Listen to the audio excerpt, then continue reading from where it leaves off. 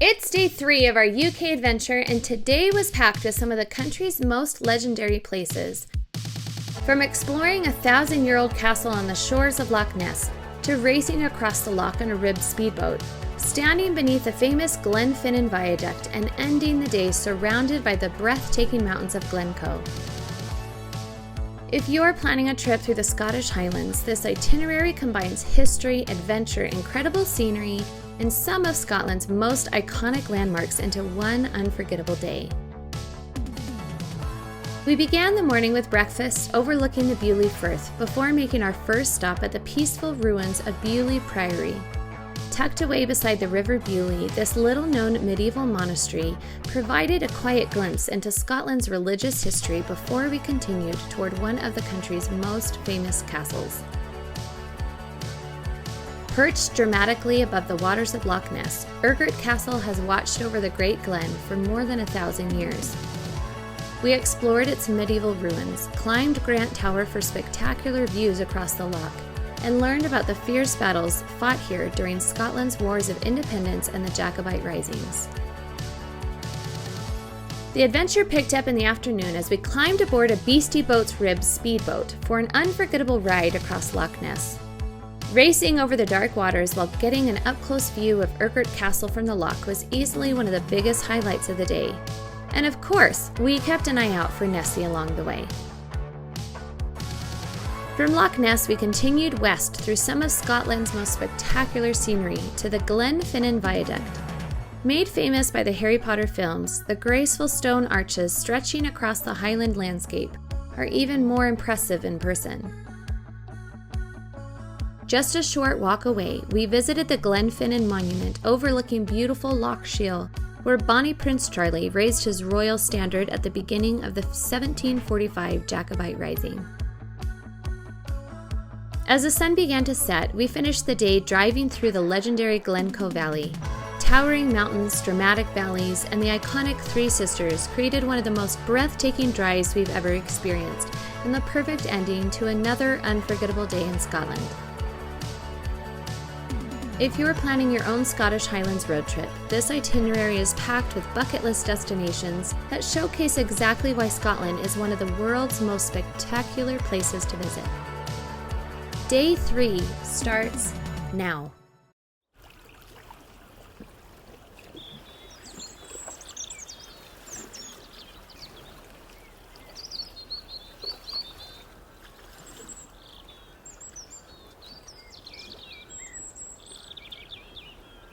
Good morning.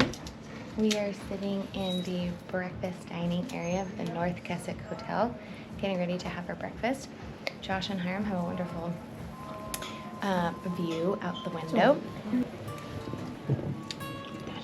Hiram's going to try the Scottish breakfast this morning. I think Josh got the Scottish breakfast too. So, ready to fuel up for our day today. It's a little bit cooler today and cloudy outside than what we've had, kind of more of what we were expecting, but still dry. It's not raining, so excited for our day. Urquhart Castle is on Loch Ness. That's our first stop for today. And then later this afternoon, we have a boat tour going out on Loch Ness. We're gonna look for Nessie. Excited here? Mm-hmm. We got cereal. Scotch breakfast. A little bit of home. Little Kellogg's cornflakes. I got scrambled eggs, bacon, and tomato. I haven't got the Scottish breakfast. Me too. And It's like dripping now. Bacon. That's pretty cool. Very good. I don't know if I'm going to try the black pudding.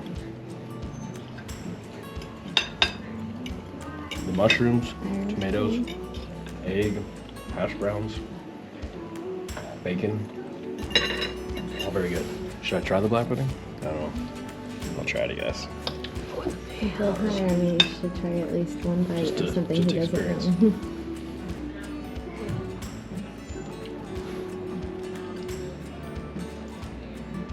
That's actually a lot better than I thought it was going to be. It's not bad, actually. We finished our breakfast, and now we are on the road headed to Urquhart Castle. It is a gray, rainy not too bad.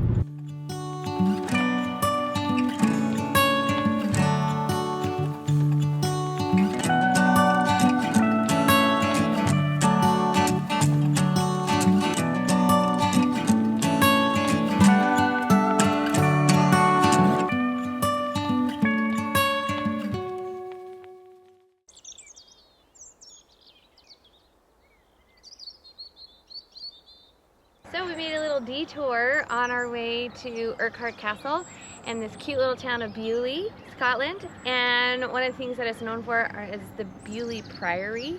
So we're gonna come and check it out. And it's just right off of the river. I wanna say it might be the Beauly River, I'll have to check that. But look at this, it's beautiful. So let's go be spontaneous and explore.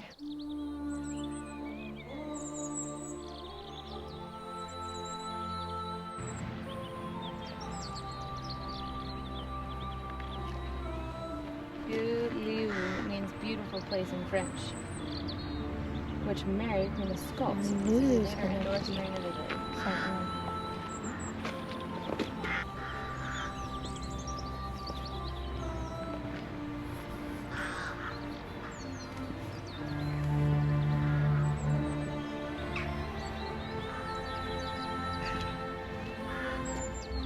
This is Beauly Priory, a ruined church of a little-known order of monks in a wooded riverside location in Beauly, Scotland.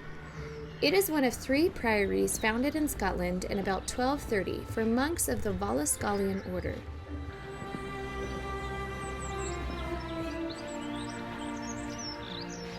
The Vallascalians came from Val des Choux, or Valley of the Cabbages, near Dijon in France, and adhered to strict ideals of poverty, chastity, and obedience.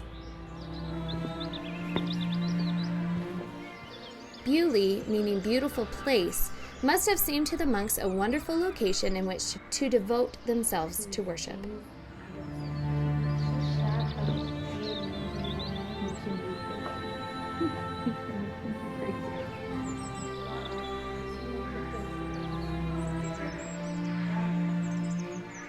Only the Abbey Church still stands today, housing some fine funerary monuments.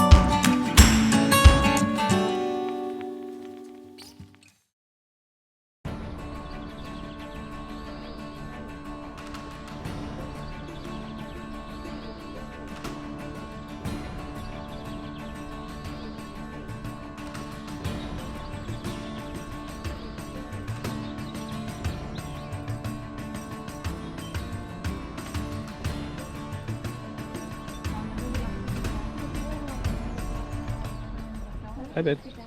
Where are we? Well, we watched a video, and so now I know how to pronounce it. We are at Urquhart Castle, right on Loch Ness. So we watched a 9-minute video that went over like 1,000 years of history, passing from place to place. Anyway, and ended up ultimately in Clan Grant's possession, and they are the last ones to have lived there. And when leaving I think it was during the first Jacobite Rising, they packed up a bunch of like ammunition or whatever, and they blew the gates, and then it was just, then they left, and it was left to rubble and fire, and no one else lived there since. So Should we go explore yes, the let's castle?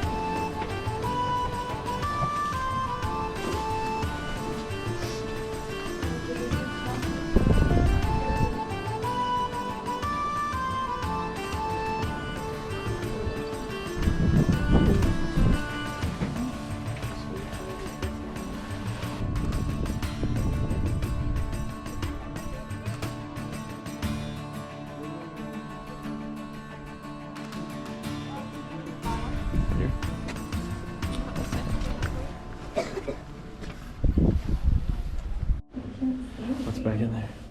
You see anything? There's a latrine in the back. Oh, really? They said it's a windowless cell.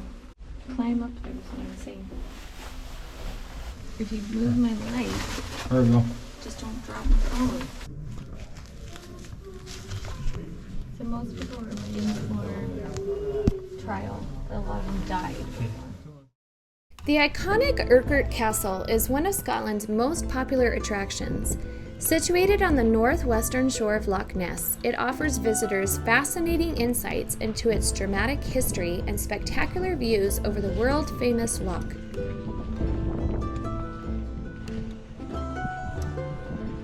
It's easy to fall in love with the atmospheric beauty of Urquhart Castle, which sits on Strone Point, a rocky peninsula on Loch Ness.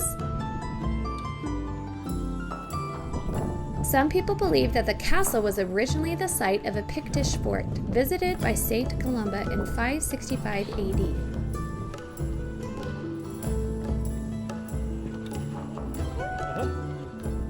No one can say for certain that was the case. However, there was almost certainly a Pictish settlement in the area at the time, as it would have been a key site from which to control the Great Glen and northern Scotland.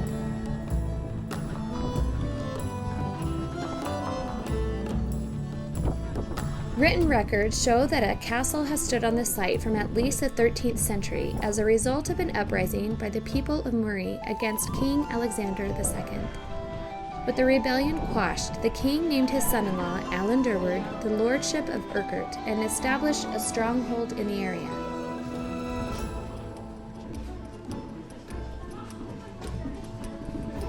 Following the death of Alan Durward in 1275, Urquhart Castle passed to John Comyn, Lord of Badenoch. This marked the beginning of a turbulent time in the castle's history, as ownership frequently passed back and forth between the English and Scottish crown. Hey, Harm.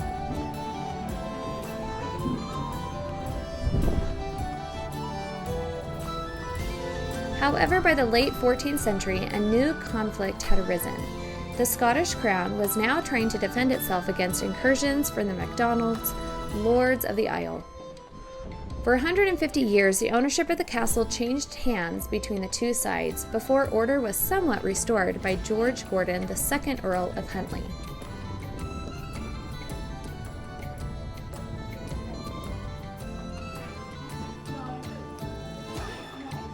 In 1689, Urquhart Castle saw its last action when a small garrison supporting the Protestant monarchy of William and Mary held up a much larger Jacobite force.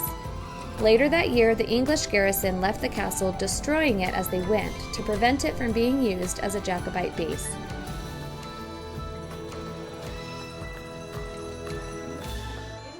Nowadays, the castle is owned by Historic Scotland and has a visitor centre, which was built in 2002, as well as car parks. The Grand Tower is the best preserved part of the castle.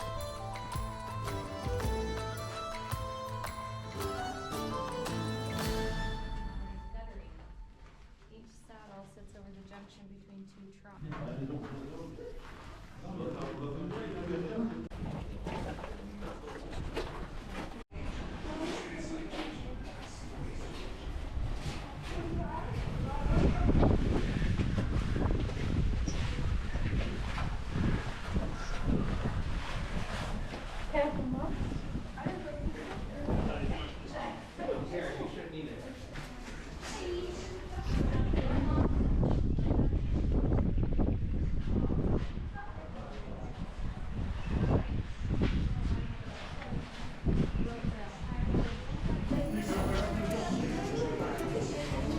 Got your brooding out the window.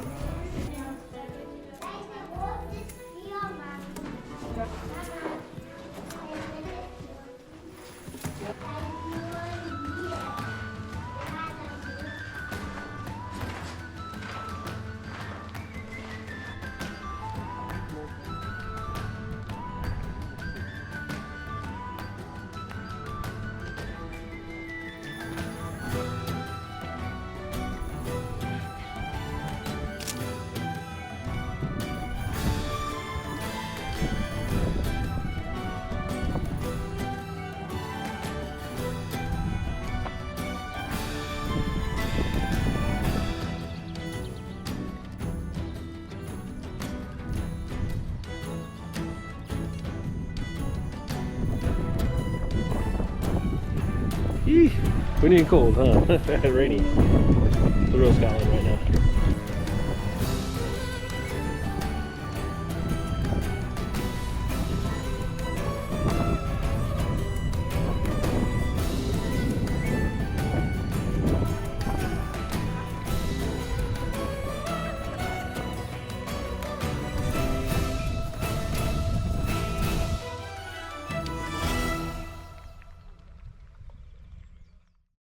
Okay, so we finished exploring Urquhart Castle and we did some shopping, of course, in the store. And then we were going to leave and we decided that we're going to stay here in this little cafe that they have. So Josh and Hiram got some chili, a chili plate, and dessert. Sticky toffee.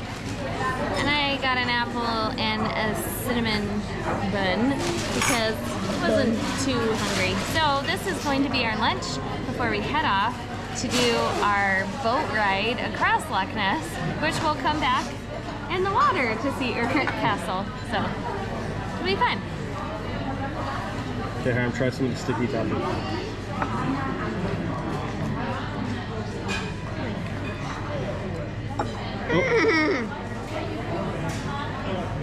This warm chili is perfect after walking around in the rain and the cold wind out there. It's hitting the spot for sure. And this toffee, what do you call it? Sticky toffee. Like pudding or cake. Sticky toffee. Oh, I might have like a favorite dessert. I'm not kidding. It's like carrot cake meets pumpkin chocolate chip cookies with frosting and then caramel drizzled on top with little crumbles.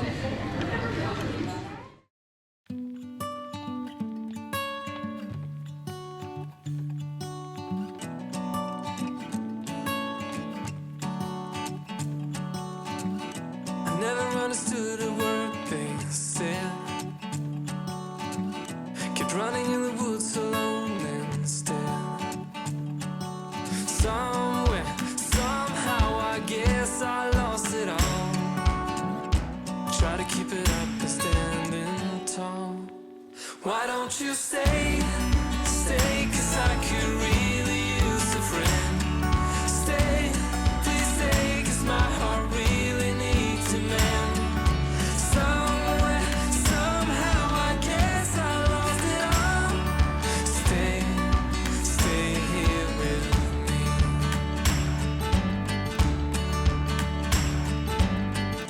I'm trying to make it up for my mistakes, but everywhere I turn, some hearts will break. Something, someone will end up getting hurt again. There's no need to play pretend. Why don't don't you stay, stay, 'cause I could really use a friend. Stay, please stay, 'cause my heart really needs a man.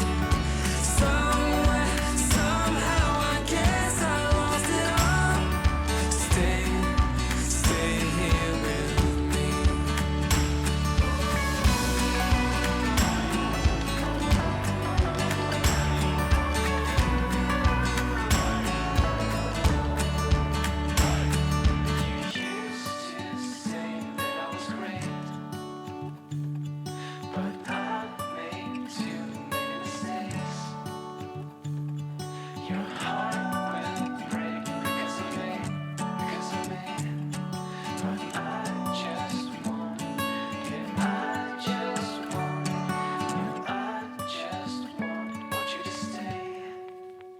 Why don't you stay?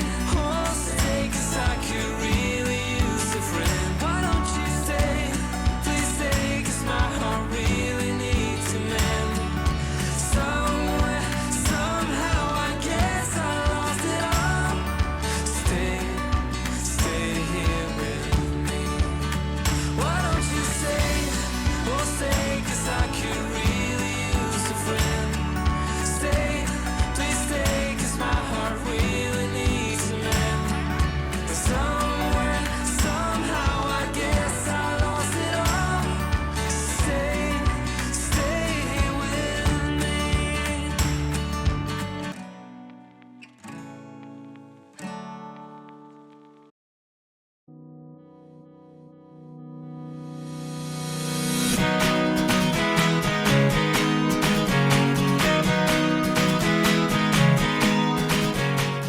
Okay, you ready to go? All right. Oh, there you go. Cool, dude. Nice. Very good.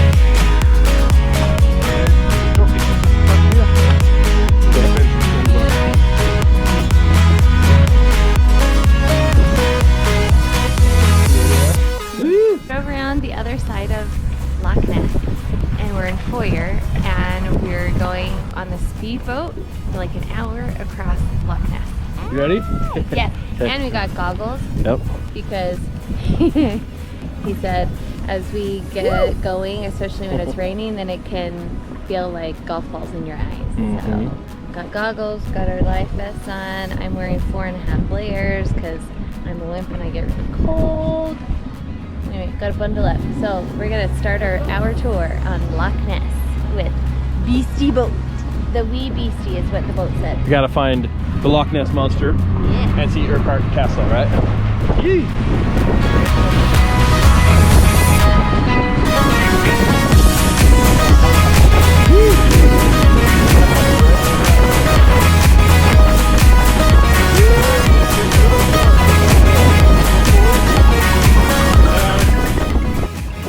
These goggles need wipers.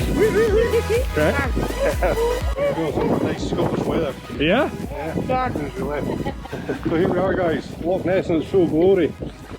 So we can just make out to your left hand side where the hills close in is Fort Augustus. That's the start of Loch Ness. So it must be a Saturday night, a lot of whiskies with the naming villages around the loch. So we have Fort Augustus in the start. Just on the opposite side of the loch we see this white building is Inverardran. We have Foyers, Inverardran, doors, tram and drop it over by the castle. And the last village, we must have woke up on the Sunday. Well, never named this wee one. So they thought long and hard about it and they called it Loch End. So it's the end of Loch Ness. Creative, yeah. Yeah. 24 miles long, the widest part is 1.5 miles. The largest wave recorded in Loch Ness is 4.5 meters. Wow. Yeah. That's massive. And that's all wind generated waves. So the wind just gets funneled down the glen and the waves just keep building. Yeah. Unlike you see where you get the big rolling trough comes up and down. Yeah. If you got a 4 meter wave, you've got 4 meters till you meet the next one. So you end up punching through them. Yeah. Shouldn't be a problem a day. So I'm going to come up round the corner into the next bay up here. We've got a lovely big osprey nest up here. Hey, Myra. Hey, babe.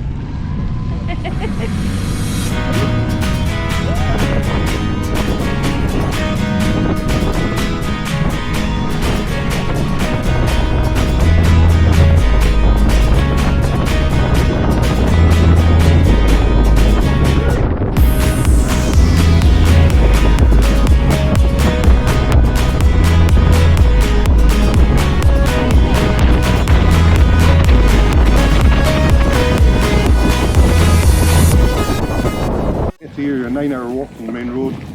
It's all heavily forested peatlands. The only people that see it nowadays are kayakers.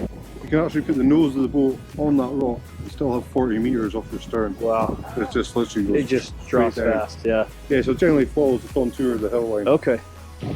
So I will spin round, I'm going to shoot across the loch.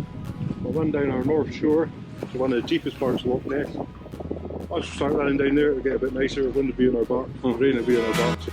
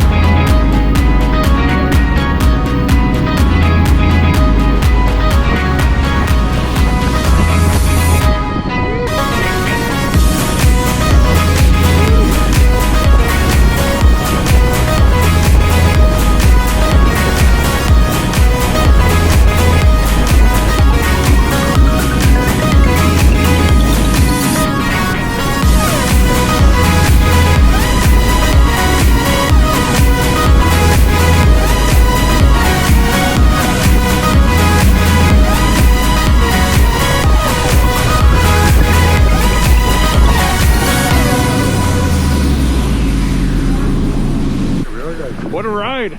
So this is one of the deepest parts of Loch Ness. Okay. Underneath us right now, 227 metres Wow. to the bottom. Incredible. Twice the depth of the majority of the North Sea. The North Sea runs at 100 metres. A few wee pockets go down at 200. So we're on the Great Pine Fault here, which stretches all the way from the Appalachian Mountains to the fjords in Norway. All the same fault line. Water temperature, 6 degrees. Woo. All year round. Never changes winter or summer. Really? Never freezes. Well-known fact about Loch Ness, if you take all the lakes, reservoirs and rivers in England and Wales, you wouldn't even fill Loch Ness. We have that much volume of water. Wow. So in Loch Ness, we have eels, pike, brown trout, phoenix trout, salmon, Arctic char, which they reckon got caught here since the Ice Age, and they've adapted to live in fresh water. And at this time of year, we have a handful of seals. Scotland's one of the largest exporters of farmed salmon in the world. So when the Victorians were here, they hunted everything for their skins, for their meat. So we used to have wolves, we used to have bears, these things are long gone now. But the shoreline behind us, you can still find sika deer. They come from Japan. One of the states bought about 40 wild boar years ago, 20, 30 years ago. They escaped. Now we have thousands of them. Yeah. No predator now for these animals, bar man. So they're looking at reintroducing a predator back in the north of Scotland to try and control these numbers. So they're thinking about reintroducing a lynx. It'd be lovely to have them back. I don't think it'll solve the problem. A lynx is a massive roaming area. I don't think the North Scotland's big enough to get the numbers in to make a difference. They have considered reintroducing wolves, trying to control them. But I believe in parts of the state and other parts of Europe where they've done this, end up going for farmers' sheep and stuff. Yep. We go for the slower animals, it feels like. Well, you can pick them off to have a fight with a wild boar. Yeah, yeah. So we'll see what they come up with to resolve the problem. So just over here behind this trees here is Drummond Rocket. 15 miles down the road there's a place called Kessock. About 15 years ago they reintroduced beavers there. Took them from Norway, put them on the river in Kessock. Oh, really? Fishermen weren't happy about having beavers back in the river. They are now protected, so they can't touch them. So, and there's a big campaign on now to get them back on the shores of Loch Ness as well. So going around Scotland, guys, you'll see there's a lot of Invers in the names of the place. So Inver translates to the mouth of. So Inverness is at the mouth of the River Ness. Invermoriston is the River Moriston. All these places are the mouth of a river. That's what Inver translates to. Survive? Yeah. Have fun? Iron's busting out chocolate now. Yeah. You've got chocolate on your little cruise there.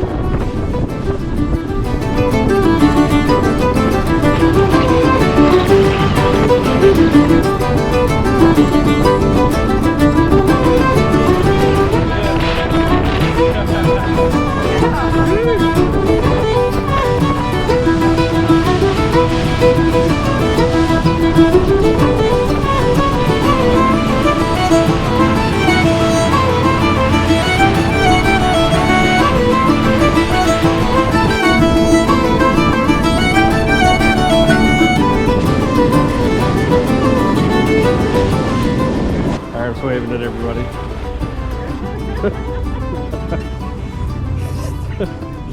Yeah, I think they saw you. So did we pick up the top of the hill on the left hand side? The Picts, that's the original Pictish fort. Not much known about the Picts. They were fearsome, kept the Romans at bay. So the Romans will call them Picts because they're painted people. They used to pick a yellow flower, make a rich blue dye, and they're tattooed head to toe. Before the history they took it to the grave room. 580 AD, St Columba was summoned from the Isle of Iona on the west coast to Inverness to be crowned king of the Picts. On his way back, he stopped at the Pictish fort. That's where we have our first sighting of the monster in Loch Ness. The story in history goes he turned up to the Pictish fort and they were burying one of their men who had fallen out of a fishing boat, being savaged by a beast. He summons one of his followers to swim the loch to retrieve the fishing boat. As he was swimming the loch, the monster reared up behind him. Summons the power of God and banishes the monster beneath the water. That was our first sighting in Nessie. Down at Fort Augustus, there's an old abbey there, and the monks were in the abbey. They had dictations going back hundreds of years of the monster they'd seen in Loch Ness. And that was all for their own personal records, because it goes against their religion of believing in mythical creatures and things like that. So there's always been a settlement here since then. It's just developed over the years. So Urquhart Castle, a lot of people think it's a clan castle, it's a royal castle. Same as at Edinburgh and Stirling. Whoever had the seat of the throne, it was their castle. This is a curtained walled castle. We know what a curtained walled castle is? So this bit of tall wall is still standing. That would have wrapped all the way around the castle, one way in, one way out. Robert the Bruce had reign in this castle around 1306. When the English came and conquered Scotland, they go round these castles, they give you an ultimatum. You either fight with us or you fight against us. If you fought with them, you keep your castle, your land, they'll give you more. If you fought against them, they slaughter you and destroy your castle. So they're responsible for destroying a lot of castles in Scotland. But so was Robert the Bruce, because he'd go round these castles. And if you were fighting with English, he'd slaughter you and destroy your castle. Not that he wanted to destroy castles, he just didn't have a big enough army to man them. So he blew them up so they wouldn't fall into the hands of the English. So as we look at the castle, the tower is known as Grant's Tower. To the left was the King's Quarters, grand dining room, a prison, jail on the far left, and slowly after that it goes off into your armories, cooks, and your barracks for your soldiers. So why do we have a castle so far up north, inland? So they reckon if you wanted to conquer Scotland, you need to take its three strongholds: Edinburgh Castle, Stirling Castle, and Urquhart Castle. All inland castles have a fight your way inland to get to them, and you have a fight to take them. So Urquhart Castle is nicely tucked away up here. It was before Thomas Telford built the Caledonian Canal. It was all separated by lochs and rivers. Another reason it's here, the seas around the north of Scotland are really treacherous. So the boats used to come in on the west coast, offload all their goods, take them along the Great Glen Pass, a lot of it still exists, to Inverness, sell it in the town for its journey onto an Irish vessel. So it had to pass the castle. So it's good for taxation, it's good for entertainment as people are coming by. And also a lot of wealthy people for travelling water, it's a lot safer. So 24 miles a loch. Up to Fort Augustus, a short journey to land and into the next loch. So going over 3 lochs, we can go coast to coast relatively safely. And that's what Thomas Telford built the Caledonian Canal, because there were losing so many boats going round the north of Scotland, he wanted that safe passageway. So he had the fault line, he had the lochs, he just had to join them all up, then he could go coast to coast safely. When I was younger, you used to see a lot of fishing boats transiting back and forth, saving having to ride north of Scotland. Nowadays, there's not that many family-owned fishing boat companies, and the boats they build nowadays are highly capable of scenic conditions. The to see nowadays. So you get the odd fishing boat running back and forth for a wee shortcut. Once squid season starts opening up on the east coast, and quickly nip through here and get back to the east coast to get the fishing. You see a lot of pleasure crafts mainly nowadays. It's probably the biggest amount of boats coming through. But yeah, you still get the fishing boats coming through, commercial boats coming from the west coast to the east coast, will still get through. And they have to pay to get through that system then? Yeah. At each spot? No, pay at the start. You Okay. get a week's transit to come through the canal. If I remember off the top of my head, it was £280 per metre. Oh, wow. So you got a large You got a fishing big boat. yeah, wow, you got okay. a hefty bill to get through. So nowadays, a lot of the boats are capable of doing it along. They'll just go around. Yeah. Urquhart Castle, downfall, got blown up in about 1630, somewhere around there. Same reason, not to fall in the hands of the Jacobite or English.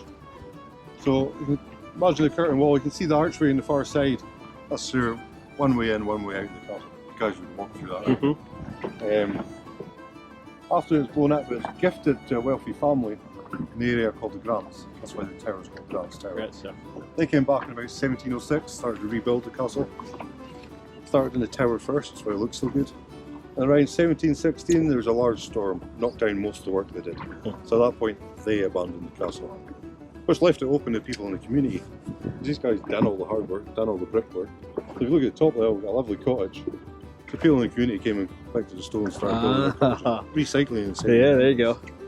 The Grants themselves built a big man's house in Drummadrocket solely from stones from the castle. Years later it burnt down and people started going there taking stones off the house as souvenirs because they were originally from the castle. So what I'll do is I'll get us in a walk closer, I'll run past the face of the castle. Awesome. And we'll come round into the bay and we'll get a look from the outside. Alright.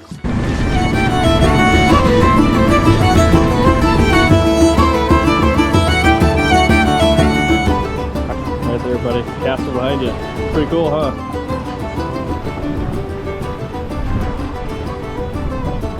This is the water gate, right? There you go. You did? You look good, yeah. There you go.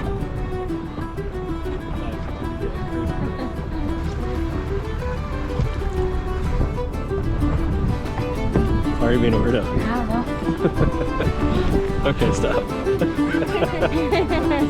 He's waving. Yes? Yeah, he did. So I have a question for you guys. Why is the trebuchet here? What? Trebuchet. The trebuchet. Why is it there? To find out why it's here. No. As far as I know, there's no recorded history of one ever being used. 15 miles Inverness, 45 miles Port William. If you're pushing that along the road, you make it one piece, you're doing pretty well. What I like to think happened was we had this trade route coming past. They had some trebuchet cannonballs. Castle needed a giant doorstop, borrowed one. Some guy dug it up 30 years ago. I went, no, Hey, there was a trebuchet here. Yeah. So our main entrance to the castle, the moat never had any water in it. That's where they quarried some of the stone to help build the castle. And back in its heyday, we were in a wee village right outside the entrance, a hive activity. Just on the shoreline we have our wild boar made out of willow and our Highland cow on the left. I think he's meant to be a miniature Highland cow, he's a bit too big. You guys seen a miniature before? No, they're about this high. A lot of people keep them as pets. Oh, no way. Yeah, I'll show you a picture of one. That's awesome. So my mates live up in the White House at the top here. I convinced her to get some, I'm still working with him. Like a pygmy? Like a pygmy hairy cow? Yeah. Yeah, so that was a miniature. Oh, yes, yeah. I went. What? Oh my gosh, that's Well, I say, awesome. they're only Yeah. that big. Definitely keep that as a pet. Wee That's tiny awesome. horns. Daddy, we should get a. Comb its hair, right? Yeah, keep well combed. Yeah. Yeah, that random one. So I'm going to shoot us across in it. There you go, babe.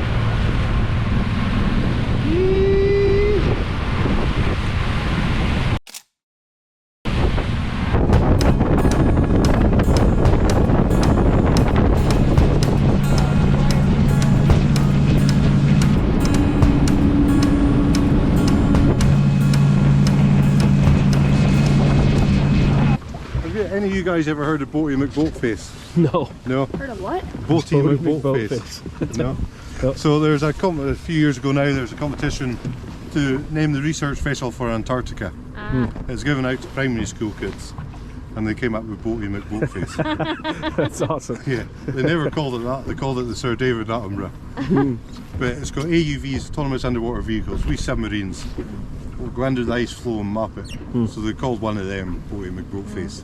So before they take them to Antarctica, they take them to Loch Ness to trial them. Because we've got that cold, constant temperature, and we've got depth. So last year, Beauly McBoatface was here himself doing his thing in the bay. The charter route, he dives down, does his route and resurfaces.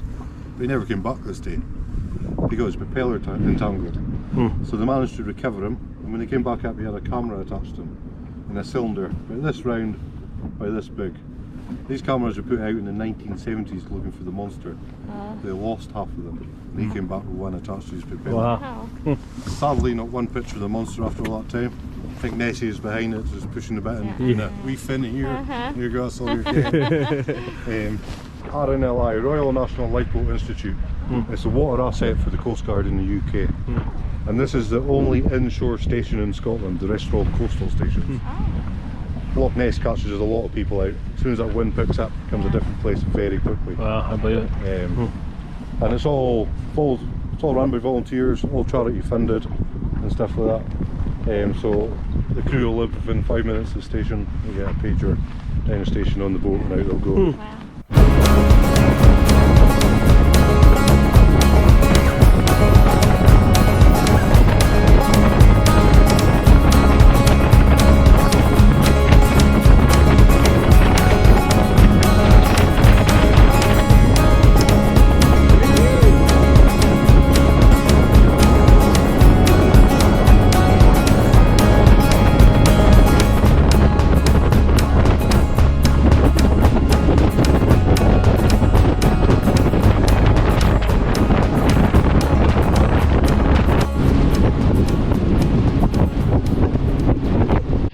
September 1952, John Cobb came to Loch Ness to the world speed record on water.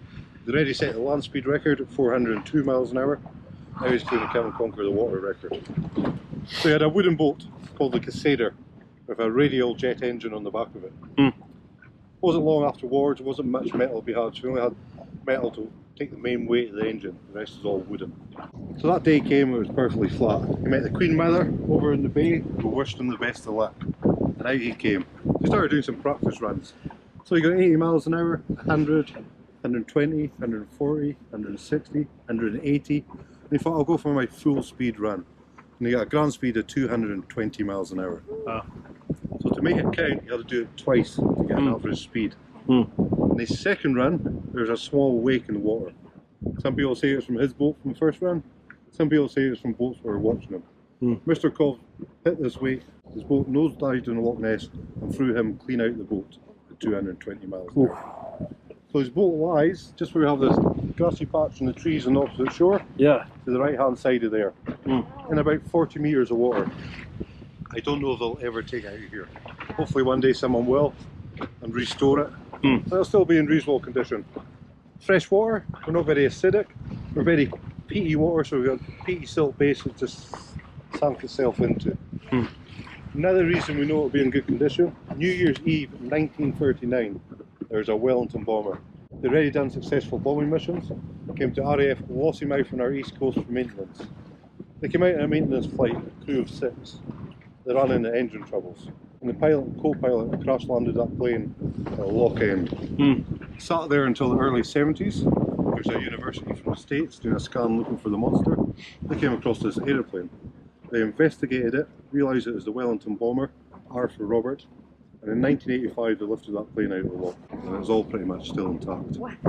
Wooden frame, aluminium lattice, and a canvas wrap body. So it sits down in the Brooklyn Museum of Speed now, still on display, with its original engines, bent props, and instrumentation from when it entered the water. So Mr. Cobb's boat will still be in reasonable condition here. So I'm going to come past this marker, we'll go run the Cobb's mile up to the next marker. It doesn't take us very long. I'll try and get 220 miles an hour, guys, don't hold your breath. That was great. And once we get there, I'll tell you how quick Mr. Cobb covered up that one.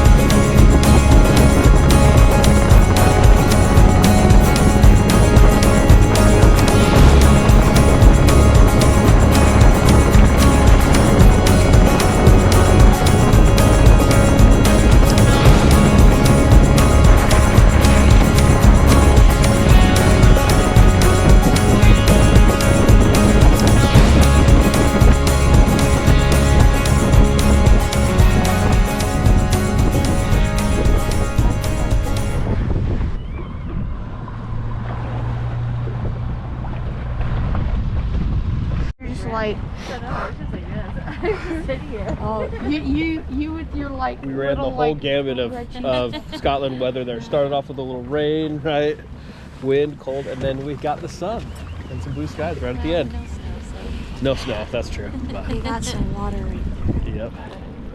You guys have fun? Yeah. You guys have fun? Love you guys. I got stickers Stickers from where? from Sai. From Sai. Our Beastie Boats. Beastie He Boats. kept calling me pal. Sai's the best. So, Yeah, was Sai is fun. he's awesome. fun. So he, So yeah, we would recommend doing Beastie Boats. It's really fun. Beastie Boats. No other way to do Loch it. Ness, huh? Yep. It was really fun, and I was, as you'll probably see, I'm like acting like I'm riding a horse and stuff. It was fun. I was having a good time. Bouncing across the water. So, Awesome. Now it's time for If we can find some hot chocolate, we're gonna find some hot chocolate. We're gonna try.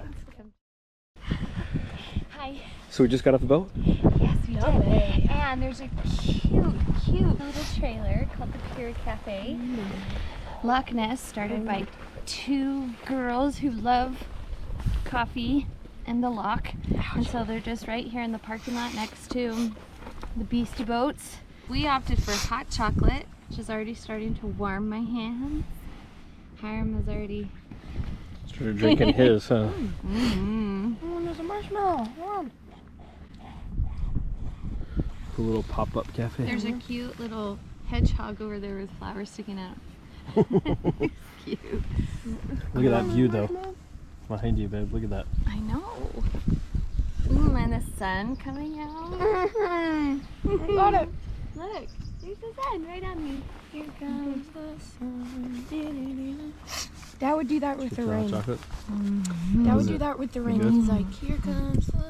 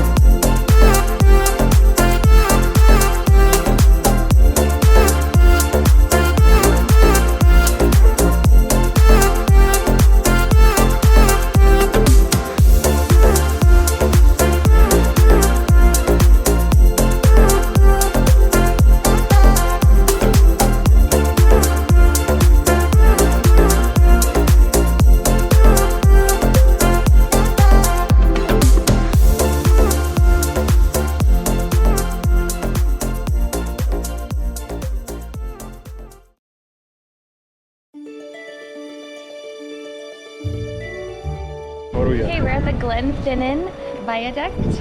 Drove an hour and a half from doing our Beastie Boats tour on Loch Ness and getting our hot chocolate and all that. So after doing that, got in the car, had some snacks along the way, and headed out here. It's the filming for part of like the second Harry Potter movie. Hogwarts Express goes across it. So there's a trail that you can take out to the viaduct, and that's what we're gonna do.